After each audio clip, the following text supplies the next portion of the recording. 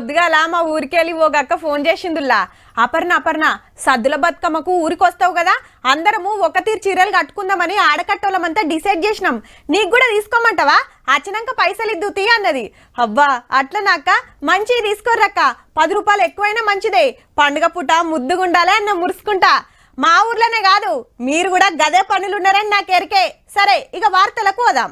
బతుకమ్మ చీరల లడా ఎత్తుకున్నదో భారత రాష్ట్ర సమితో చీరలు ఎందుకు వంచలేరు, ఆడిబిడ్డలో గోస వచ్చుకుంటున్నారు, గిట్లయితే పండుగ ఎట్లా చేసుకుంటారు అని గవర్నమెంట్ మీద గరమయ్యండు రామన్న.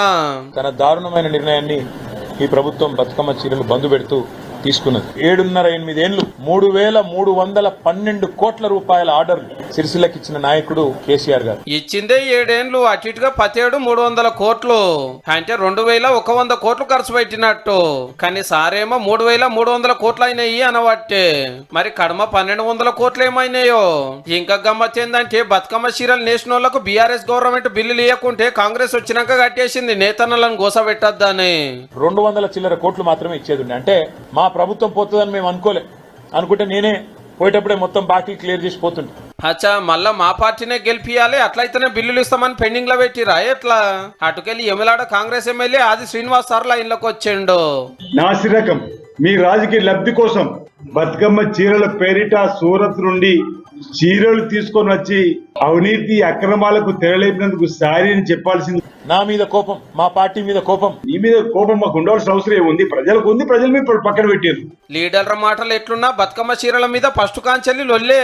పాలిస్టర్ చీరల కంటే అధ్వానం ఉన్నాయని, పండుగ పూట గివెట్లా కట్టుకుంటారా అని, మంత్రి మేడాలు ఎమ్మెల్యేల ఇంట్లో గిసొంటియే కడుతున్నారా అని, చీరలకు బదులు సరుకు సౌదలో పైసలు ఇయ్యాలని 10 ఏడు గడబడి అయితేనే ఉండే.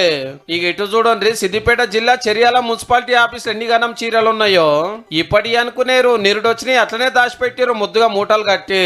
దాదాపు 10 లక్షల రూపాయల విలువ చేసే చీరలు గోడౌన్లో ఉన్నాయి. ఎందుకు వీటి గోడౌన్లో ఉన్నాయి, ఇవి ఎందుకు ప్రజలకు పంచలేదు, ఒకవేళ పంచినట్టు రికార్డులో ఉన్నది? బతుకమ్మ చీరల భాగవతం గిట్లుందనే ఈ తాపకు బంద్ పెట్టిరట.